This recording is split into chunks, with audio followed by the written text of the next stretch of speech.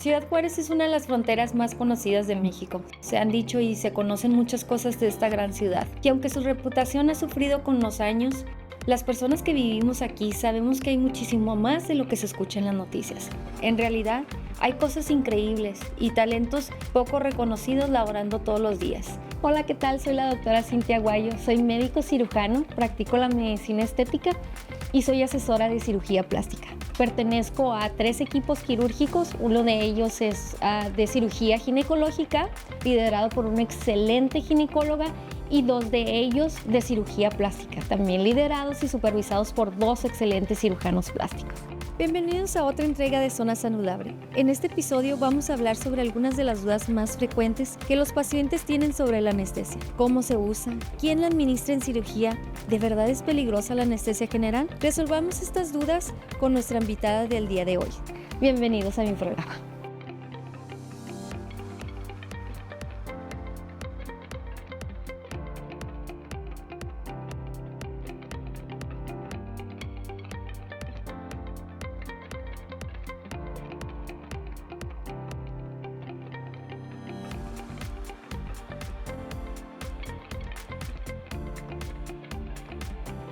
¿Qué tal? Soy la doctora Cintia Aguayo y en el episodio del día de hoy tenemos una invitada muy especial. Ella es una mujer que yo admiro muchísimo, no solamente porque tengo la fortuna de trabajar con ella y reconozco su profesionalismo y cómo cuida a sus pacientes, sino también porque es un gran ser humano. Me refiero a la anestesióloga Wendy Álvarez. Hola, mucho gusto. Buenas tardes. Muchas gracias por darme la oportunidad de hacerte estas preguntas y así despejar algunas dudas que se tengan sobre la anestesia general. Pues para empezar un poquito, Wendy, platícanos acerca de qué escuela estudiaste, cuántos años tienes de especialista, dónde hiciste la residencia y cuál exactamente es tu función como anestesióloga. Ok, bueno, pues mira, para empezar, la carrera de medicina general la hice aquí en la UACJ. Son 5 años que está uno en la universidad. Después de eso es 1 año de prácticas en los hospitales, que nosotros le llamamos el internado, y después de ahí es 1 año de servicio social. Yo apliqué para la anestesiología. Una de las áreas que más me encanta de la medicina es el quirófano, entonces fue uno de los motivos por los que yo decidí estudiar anestesiología. Mi especialidad la hice en Guadalajara, en el Centro Médico Nacional de Occidente. Es un hospital de 3er nivel, es pues de los mejores hospitales que hay en el país, es por medio del IMSS, y terminé en el 2014, entonces este año estoy cumpliendo 10 años de haber egresado como anestesióloga. Pues una mujer muy preparada, ¿verdad? Sí. Desde que la anestesia surgió en el ámbito médico, pues obviamente ha ayudado a que los procedimientos quirúrgicos se puedan llevar de una manera más segura o así que más llevadera para el personal médico, pero también para el paciente, ¿verdad? Porque ¿quién quiere tener dolor y estar ansioso antes de la cirugía? Pues, ¿no? ¿Cuáles son los tipos de anestesia con la que tú cuentas para brindarle al paciente que un procedimiento quirúrgico se pueda llevar a cabo? Dependiendo de los procedimientos que se vayan a realizar, podemos aplicar anestesia general o podemos aplicar una cosa que se llaman bloqueos regionales más sedación. En la anestesia general pues se administran medicamentos hasta que nosotros generamos un estado de inconsciencia en el paciente, y una vez que lo logramos, el paciente se conecta a la máquina de anestesia que está administrando un gas, que es lo que nos ayuda a mantenerlo dormidos, junto con otros medicamentos que nosotros estamos administrando durante toda la cirugía, y pues las dosis dependen del procedimiento que vayamos a realizar. Regularmente pues uno como anestesiólogo se pone de acuerdo con su cirujano y ya el cirujano le dice exactamente qué es lo que va a hacer, y uno empieza a conocer los pasos de cada procedimiento, porque en cada especialidad es diferente el tiempo y pues como los puntos críticos de la cirugía. Y otra de las maneras que nosotros podemos anestesiar a un paciente es por medio de bloqueos regionales, que es la famosa epidural que todos conocemos y a la que todo el mundo le tiene mucho miedo, ¿no? Entonces esta anestesia nos permite pues ahora sí que anestesiar, entumir o dormir cierta parte del cuerpo. Durante toda la cirugía, pues uno como anestesiólogo está en el quirófano, porque mucha gente tiene miedo o es muy común que le digan a uno, oiga, ¿y usted aquí va a estar? Sí. Una de nuestras funciones principales es garantizar que el paciente esté estable durante todo el procedimiento. ¿Qué significa esto? Pues que su oxigenación, su presión arterial, su frecuencia cardíaca, el trazo de su corazón. Nosotros lo estamos monitoreando durante toda la cirugía por medio de un monitor que nos marca los signos vitales, y ahí tenemos un trazo continuo del electrocardiograma durante toda la cirugía. Entonces, de esta manera nosotros podemos darnos cuenta si el paciente presenta alguna arritmia, si su frecuencia empieza a bajar, si el paciente sangra durante la cirugía, pues nos damos cuenta porque su presión empieza a bajar.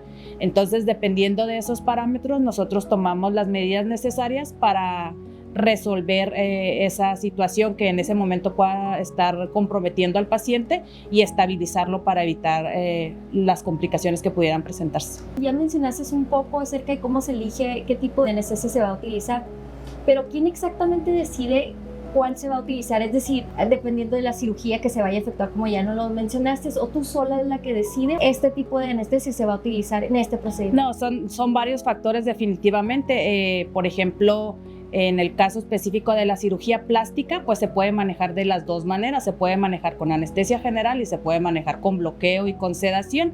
Hay doctores, hay cirujanos a quienes no les gusta trabajar con bloqueos y prefieren que las pacientes estén dormidas durante todo el procedimiento. La diferencia, pues, que con la anestesia general el paciente está en un estado de inconsciencia completamente, está dependiente de la máquina de anestesia, y aunque nosotros le hablemos o hagamos lo que sea, pues el paciente no va a despertar.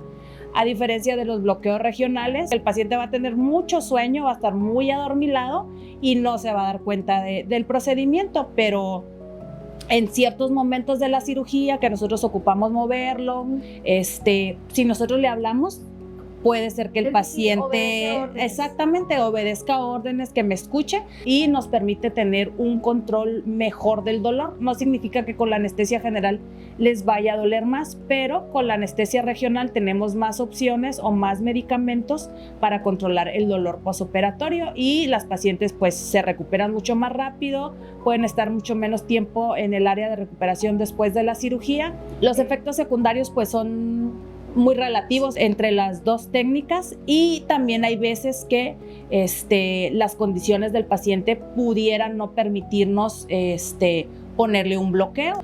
Yo siempre les explico que no es más buena o más mala una que la otra, las dos tienen sus riesgos. He visto mucho, o digamos que es uno de los tumores más grandes que pudiera haber, pero lo preguntan muy a menudo, que si la anestesia general es la anestesia más peligrosa que hay.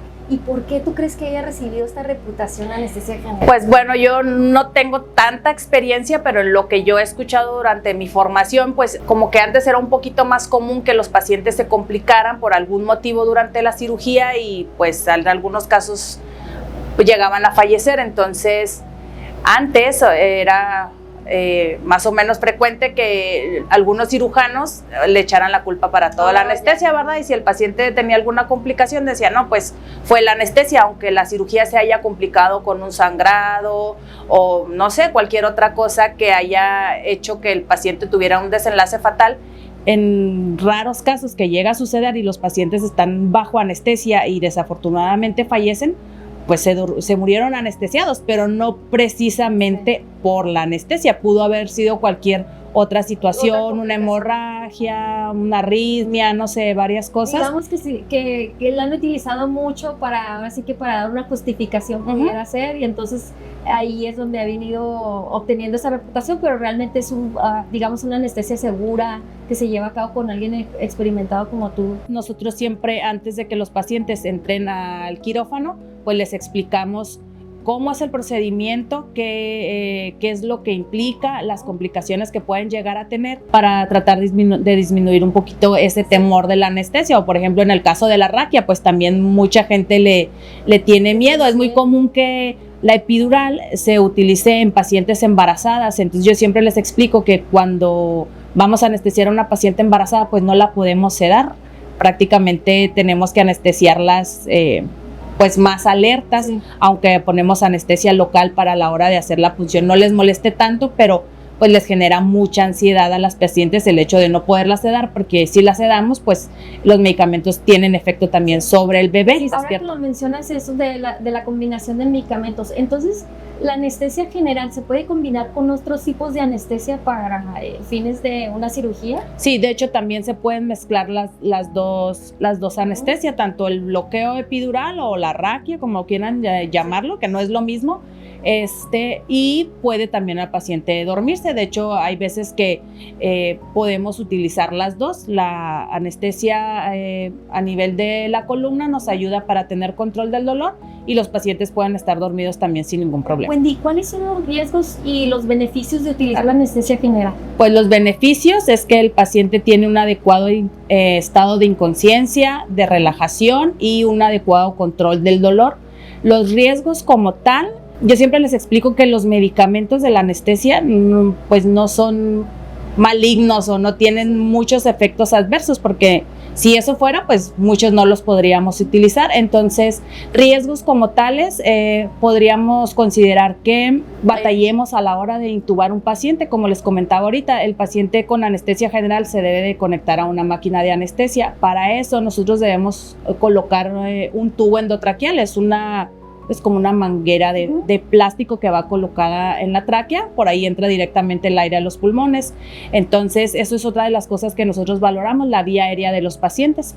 Pudiera existir algún paciente que tenga una vía aérea difícil y que nos complique la colocación de ese tubo. Sin embargo, pues igual tenemos la máquina de anestesia que cuenta con un aditamento que es una mascarilla, y eso nos permite a nosotros oxigenar al paciente durante el procedimiento al inicio. Antes de poner el tubo endotraqueal, puedes utilizar una mascarilla en caso de que no pudieras intubar a tu paciente. Pero pues pudiera ser una de las complicaciones como un poquito más graves, o que pudiera poner en riesgo al paciente, pero nosotros debemos de buscar alternativas por si en caso de que no podamos, pues tenemos que tener un plan B para poder garantizar la oxigenación del paciente. Siempre van de la mano, Wendy, es decir, un paciente que se vaya a someter a una anestesia general tiene que tener su tubo endotraqueal, que una máquina esté respirando ahora sí que por el paciente. Sí, claro, de hecho ningún procedimiento quirúrgico se puede realizar sin que tengamos una máquina de anestesia, incluso aunque nosotros hayamos colocado una técnica regional con un bloqueo, siempre debemos de tener a la mano nuestro tubo endotraqueal, porque como les comentaba, pues durante el procedimiento no estamos exentos de complicaciones y alguna de esas eventualidades pudiera comprometer la vía aérea del paciente. Entonces, aunque esté anestesiado con un bloqueo, pues nosotros tenemos siempre a la mano un tubo endotraqueal, y la máquina esa nunca jamás en la vida puede faltar, porque es la manera en la que nosotros administramos oxígeno al paciente y nos permite resolver cualquier eventualidad que comprometa su vía respiratoria. ¿Cómo preparas tú a tu paciente para la anestesia? Todos los pacientes deben de contar con una valoración preoperatoria regularmente. Si son pacientes que tienen alguna patología como diabetes, presión alta, problema de su tiroides, de los triglicéridos, anemia o cualquier enfermedad que el paciente la conozca, todos esos pacientes ameritan una valoración preoperatoria. Regularmente esa valoración la hace el especialista en medicina interna, y ellos hacen una nota y nos ponen algunas sugerencias o recomendaciones dependiendo de la patología del paciente. Si hay alguna alteración que no esté controlada y que pueda poner en riesgo su vida durante el procedimiento, pues a veces ellos nos avisan y nos dicen, ¿sabes qué? Este paciente no se puede operar hasta que corrijamos ciertos parámetros. Todos los pacientes se deben de hacer exámenes preoperatorios que incluyen una biometría hemática, una química sanguínea y unos tiempos de coagulación, porque a veces puede haber pacientes que no se conozcan enfermos y que a la hora de hacerles el examen salga la glucosa elevada o la anemia baja, y entonces esas alteraciones se deben de corregir preferentemente, o la mayoría de las veces previo a la cirugía. Solamente que sea una urgencia, pues a veces no podemos esperarnos, pero en la mayoría de los procedimientos programados se hacen las valoraciones, y para explicarle todo lo relacionado con la anestesia, es muy importante que los pacientes que ya se conocen enfermos de cualquier cosa no suspendan sus medicamentos, como por ejemplo todos los pacientes que son hipertensos. Hay algunos específicos que sí se deben suspender, pero para eso es la valoración, para nosotros darnos cuenta qué es lo que regularmente ellos están tomando, cuál es su tratamiento de base y darles las indicaciones. En pacientes sanos lo prioritario es siempre que los pacientes estén en ayuno. También es muy conveniente que todos los pacientes que se van a someter a procedimientos y que están acostumbrados a tomar suplementos alimenticios o vitaminas, pues lo ideal también es suspenderlos, o los tés. Mucha gente consume ajo, o pues muchas cosas que tratamos de utilizar para estar más saludables, pero no todos siempre son favorables para un procedimiento quirúrgico, porque algunos pueden afectarnos a las pruebas de coagulación, y eso nos ocasiona que durante el procedimiento un paciente pueda sangrar más de lo normal. ¿Por qué exactamente se le tiene que decir al paciente que no coma nada ni tome nada antes de su cirugía? ¿Y cuánto tiempo antes? Creo que es una de las recomendaciones que más le damos a los pacientes, y como muchas veces no sabemos por qué. El paciente no lo hace, piensa, bueno, un traguito de agua, no pasa nada. ¿Por qué es que se les dice a los pacientes que deben de estar completamente en ayuno? Pues mira, eso es algo súper importante para todos los procedimientos quirúrgicos. Una de las cosas que nosotros tenemos que proteger es la vía respiratoria. Entonces, cuando a un paciente lo sometemos a anestesia y utilizamos los medicamentos que son sedantes y ansiolíticos y sedantes es lo mismo. Entonces, utilizamos estos medicamentos, hacen que perdamos nuestros reflejos normales. Yo siempre les explico, cuando uno está despierto y tiene náusea y está acostado, está dormido y quiere vomitar, se levanta y se voltea y escupe o vomita, ¿verdad? Entonces, cuando un paciente está sedado, pierde ese reflejo de sentir, quiero vomitar, y levantarse, ¿verdad? Entonces, si por algún motivo el paciente no tiene ayuno, nos cuenta una mentira de que sí tiene y realmente no tiene, lo que pasa es que a la hora de vomitar, ese vómito puede irse a su vía respiratoria y causar una cosa que se llama broncoaspiración. Yo siempre les explico, la broncoaspiración es que todo el contenido del estómago o lo poquito que traigamos a la hora de vomitarlo, si estamos bajo efectos de algún sedante o anestesiados, ese vómito, en lugar de estar en el esófago y en el estómago, se va a nuestra tráquea y entra directamente a nuestros pulmones. Entonces, sí, es alimento que al momento de entrar a los pulmones los irrita y puede causar una neumonía. El paciente no respira adecuadamente porque los pulmones, en lugar de tener aire, pues están llenos del contenido gástrico que hayan vomitado en ese momento. Entonces, por eso es tan importante que los pacientes estén en ayuno. Sí, a veces no lo siguen, ¿verdad? Sí, o a veces dicen, es que para aguantar la anestesia, ¿no? La cirugía, porque saben que va a ser un proceso largo y pues a todo mundo nos da hambre después de cierto tiempo. Entonces, por eso es tan importante que los pacientes cumplan mínimo con 8 horas de ayuno previo al procedimiento quirúrgico. Cuando los pacientes utilizan algún tratamiento como antihipertensivos, o si alguien usa antiepilépticos o no sé, medicamentos muy específicos que no se pueden suspender, entonces siempre les decimos que con un chorrito de agua, con lo que les alcance, puedan pasarse su pastilla, incluso a veces con su propia saliva. Qué interesante. Como anestesióloga, ¿cómo sabes que un paciente ya está completamente anestesiado y está listo para que se inicie la cirugía? ¿Y cómo sabes que el paciente se mantiene en ese estado para que se lleve a cabo de una manera muy segura y que el paciente no sepa que está en el proceso quirúrgico? Bueno, mira, en la anestesia general conocemos perfectamente los tiempos de acción de cada medicamento. Entonces, no es un solo medicamento que usamos para anestesiar. Primero ponemos un sedante que ya sabemos que va a hacer efecto en 5, 10 minutos. Aparte nos damos cuenta porque los pacientes entran muy ansiosos. A la hora que colocamos el monitor, pues la frecuencia cardíaca está muy elevada, incluso a veces, aunque no sean hipertensos, la presión está alta. Entonces, al momento que administramos el primer medicamento, que es el ansiolítico, pues nos damos cuenta luego, porque ya no están estresados, ya empiezan a sonreír, se les van los ojitos, empiezan a hacer bromas. Y siempre medimos los tiempos de los medicamentos. Cuando yo administro el medicamento que le va a quitar el dolor al paciente, pues sé que aproximadamente en media hora, 40 minutos, ese efecto se va a acabar, y entonces si la cirugía no ha terminado, yo agrego más dosis del medicamento. En la anestesia general, el gas que administra la máquina, ese también mantiene cierto grado de la profundidad de la anestesia, pero no da la analgesia. Entonces, siempre en la anestesia general, cada cierto tiempo, tenemos que estar administrando los medicamentos. Siempre es el miedo de las personas, voy a despertar a la cirugía, me voy a acordar, y pues bueno, está completamente monitorizado durante todo el proceso quirúrgico. ¿Cómo despiertas tú al paciente? ¿Es abrupto de la manera en que lo despiertas o va de manera paulatina?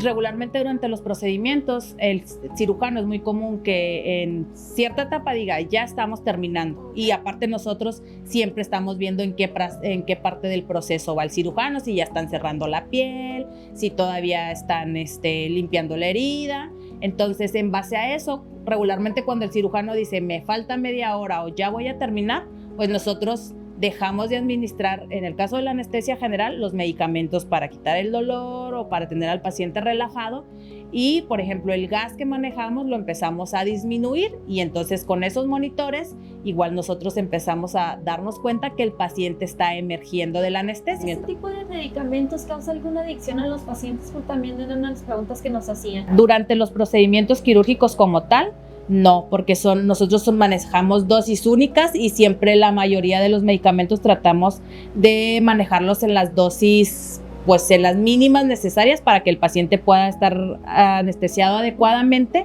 A veces lo que pasa es que con los efectos sedantes que producen la mayoría de los medicamentos, pues el paciente puede durar adormilado durante el día del procedimiento, pero después de ahí ya no hay anestesia. El cuerpo metaboliza los medicamentos, los elimina y se acabó. Y siempre administrado de una sola vez, bueno, con una finalidad y sí, con claro. Alguien que sabe lo que está haciendo, ¿verdad? Sí, pero así como que por una sola, a lo mejor una vez que nos anestesien, nos vaya a generar alguna dependencia del medicamento de la anestesia, pues no, sí es una sensación muy placentera, sí, porque nos quita el estrés y la ansiedad y nos relajamos y nos dormimos muy a gusto, y pues podría a lo mejor gustarnos ese efecto, ¿verdad? Pero como hacernos dependientes como tal, no. ¿Alguna recomendación que tú les das a los pacientes después de haberse sometido a una anestesia general? Es decir, a lo mejor no pueden conducir, tienen que durar ciertos, independientemente de lo que se hayan hecho. No es lo ideal que maneje, siempre de preferencia deben estar acompañados, y pues ese día del procedimiento descansar, estar en casa, dormir. Y de ahí en más no hay como alguna indicación especial. Yo, por ejemplo, a veces les comento que pudieran en algunas ocasiones estar un poquito nauseosos, entonces a la hora de empezar a comer, pues tratar de hacerlo con algo ligero, gelatina, jugo, en lo que pues, nos asienta el estómago, y entonces ir incrementando a lo mejor la consistencia o la cantidad de los alimentos, pero es como una sugerencia en caso de que haya un poquito de náusea y estén un poquito incómodos los pacientes, para que sea pues menos pesado el proceso. Como pueden ver, la anestesia definitivamente ha ido evolucionando y se hace de una manera segura, siempre sí, por claro. la mano con alguien que tiene mucha experiencia, como en tu caso. Wendy, ¿algún otro dato que nos quisieras dar o para finalizar esta entrevista? Pues nosotros siempre estamos abiertos a las dudas que los pacientes puedan tener, resolverlas antes del procedimiento, y algo importante que yo siempre les digo es que no hay que hacerle caso a la vecina. Sí. Porque siempre dice la vecina, ay, es que a mí la raquia me dolió y no sé qué. Entonces, las experiencias de cada persona son difíciles. Regularmente cuando a alguien le va muy bien, bueno, algunos sí dicen, pero la mayoría no. Pero cuando a alguien le va muy mal, todo mundo se entera, ¿verdad? Entonces, no podemos basarnos en la experiencia de otras personas que no hayan tenido, pues, como un proceso tan agradable con la anestesia, porque es individual, y pues siempre confiar en el equipo quirúrgico con el que uno esté acudiendo, porque todos los médicos, pues, tendemos a eso, a trabajar en equipos, entonces ya estamos acostumbrados a trabajar de cierta manera, y siempre vamos a recomendarles lo que nosotros creamos que es mejor y lo que mejor nos ha funcionado y que hemos visto que a las pacientes les va bien. Sí, definitivamente guiarse no tanto por lo que dicen las otras personas, sobre todo porque cada organismo es diferente, pero guiarse por lo que te está diciendo tu experto. Ya te conoce, como tú dices, previamente ya se estudió al paciente, ya lo estás conociendo, y definitivamente no le vas a sugerir algo que le va a dañar. Sí, claro, y también algo muy importante, pues si hay alguna información que en algún momento se nos haya escapado, que no nos hayan dicho, que pueda comprometer su estado durante la cirugía o que tenga que ver con cosas de su salud, siempre es bien importante que nos lo digan, porque a lo mejor pueden llegar a pensar de, ay, no lo voy a decir porque si no me van a operar, ¿no? Y a lo mejor durante la cirugía se puede complicar por ese detalle que no nos mencionó. Entonces siempre es muy importante tener una buena comunicación. Antes del procedimiento anestésico, yo estoy en la mejor disposición siempre de escuchar a los pacientes, aclarar sus dudas y explicarles de la mejor manera cómo va a ser el procedimiento, para que eso les dé un poquito de tranquilidad independientemente de los medicamentos que podamos utilizar. Pues una labor muy importante la que tú haces, Wendy. Definitivamente nadie nos gusta tener dolor y muchísimo menos ansiedad antes de una cirugía. Claro. Bueno, pues con esto concluimos nuestra entrevista. Muchas gracias por habernos sintonizado el día de hoy, y si tienen alguna duda o inclusive algún comentario para la doctora, por favor no tengan miedo en mandarnos sus preguntas. Sí, claro, muchísimas gracias. Para servirles.